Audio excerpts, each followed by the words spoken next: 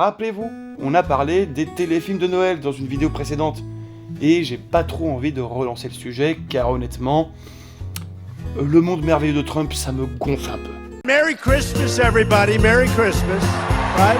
Merry Christmas. Et en dehors de ça, on a aussi parlé des blockbusters d'été, rappelez-vous. Mais ce système de production et de distribution existe aussi pour Noël, au bout du compte. Et pour plusieurs raisons que j'aimerais vous partager. Mais alors ce soir, parlons un peu des blockbusters de Noël.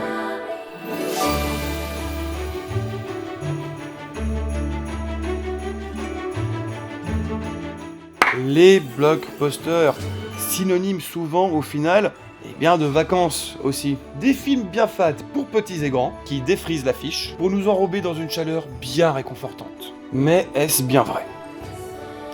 Pas vraiment, quand on y repense. Généralement en été, les sorties ciné sont plutôt positives finalement, avec des films qui ont un happy ending, un casting assez dantesque, un budget colossal et le tout saupoudré de gros boom boom.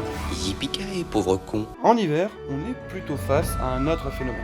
Disons que c'est comme la bouffe pendant cette période. On a la même dinde qu'au reste de l'année, les mêmes fruits de mer, les mêmes entrées, mais disons qu'il y a un truc qui change. Un petit je ne sais quoi qui fait Noël à cette période-là. Et les films ne dérogent pas à la règle. La base reste la même.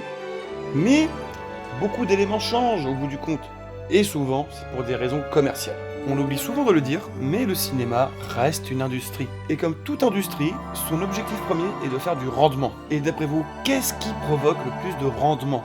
Les événements particuliers. Saint-Valentin, Pâques, Noël, Black Friday. Les raisons pour dépenser un maximum de pognon auprès de ces grosses enseignes sont légion. Naturellement, le cinéma s'est donc inspiré de ce système. Car oui, un film avant tout, c'est une histoire de pognon. Et il peut s'avérer de temps en temps qu'un film coûte cher, voire trop cher. Donc les studios et les distributeurs ont trouvé la solution suivante. Mettre à la carte des films qui ont eu une dépense absurde à des périodes de longues vacances des enfants et parfois même des adultes, voire à des périodes de creux. Donc la période estivale et celle des fêtes sont des moments propices pour cette industrie. Mais ce qui différencie particulièrement ces deux périodes de l'année, eh bien, ce sont les entrées en salle. Typiquement, les salles connaissent leurs plus gros chiffres pendant la période d'été, de juin à début septembre. Mais par contre, en hiver, les salles sont un peu plus remplies que la moyenne, certes, mais c'est au mois de décembre où il y a le plus gros credo, en tout cas en termes de chiffres. Et par conséquent, les studios vont proposer deux types de films à cette période-là.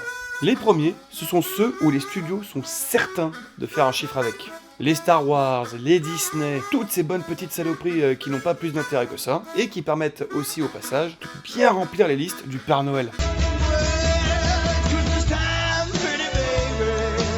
Les seconds sont des films ambitieux, assez arty, mais pas forcément avec un happy ending à la fin, voire même assez tristounet. On peut comprendre aussi dedans des films d'horreur au bout du compte. Dedans, on a les Dunes, Nosferatu et un tas de joyeusetés de ce genre. On parle donc de films attendus par le public, mais qui, mine de rien, restent malgré tout assez niche. Mais aussi, d'autres films peuvent s'ajouter à ces deux listes. Appelons-les les films de froid. Les 8 salopards de Tarantino, sorti en décembre 2015, est un bon exemple. Ou même Le Territoire des loups, sorti en décembre, lui aussi, mais 2011. Mais pourquoi sortir ces films en été? Pourquoi se faire chier à la neige alors qu'il fait beau à la plage? Et c'est là qu'intervient la différence majeure entre ces films en été et en hiver. L'été, c'est le moment de la joie, de la bonne humeur, et où le Père Noël ne branle rien, normalement. Donc film de super-héros et gros boum boum. L'hiver, c'est triste, c'est morose. Et en plus, il faut remplir la hotte de Santa. On est donc face à une industrie qui ne s'adapte pas à son public, mais plutôt à la période dans laquelle il se trouve. Comme pour beaucoup de moments de l'année d'ailleurs. Mais aussi c'est pour ces raisons qu'on a encore quelques films d'horreur qui sortent jusqu'en janvier. Là où les vitrines des magasins reflètent joie et bonne humeur, les affiches, elles, sont plus variées en termes d'émotions. Car cette industrie a compris une chose fondamentale. C'est le seul moment de l'année où elle peut sortir ses films aux thèmes compliqués et qui ne se vendront pas forcément en dehors de cette période où le froid revient. Et donc voilà, elle est là la différence majeure entre les blockbusters de l'été et ceux de l'hiver. Mais comme vous le savez, eh bien ce ne sont pas forcément mes genres de films préférés. Loin de là. Peut-être à part pour quelques exceptions, quand même. Mais bon voilà, une fois n'est pas coutume.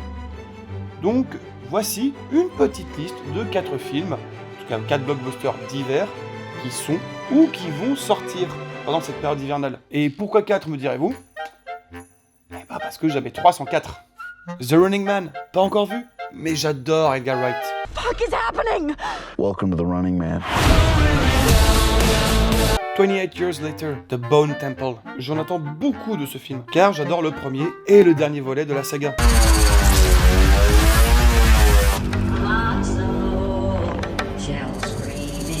Frankenstein de Del Toro. Est-ce bien nécessaire de justifier pourquoi?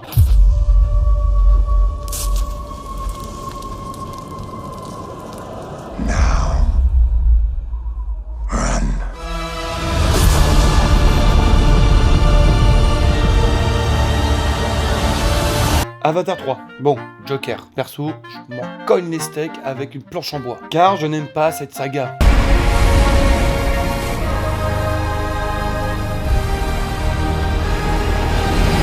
Et donc voilà, chers amis, on a fait une bonne intro sur le sujet, je ne pense pas que ce soit vraiment la peine d'en rajouter. Mais en dehors de ça, je vous invite à regarder ces films bien fat. Peut-être pas Avatar. Non, celui-là on peut oublier. Et en dehors de ça, eh ben, je vous souhaite de bonnes fêtes, et je l'espère, de bonnes vacances. Et salut!